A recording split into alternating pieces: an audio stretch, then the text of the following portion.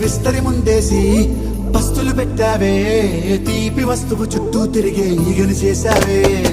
చీచీ సిగ్గలేని మొగుడు గారండోయ్, గుయ్ గుయ్ గుయ్ గుయ్ అంటూ మీదికి రాకండోయ్. గంపెడి పిల్లలతో ఇంటిని నింపావే, సాపాదిండు సంసారాన్ని మేడెక్కించావే. ఇరుగు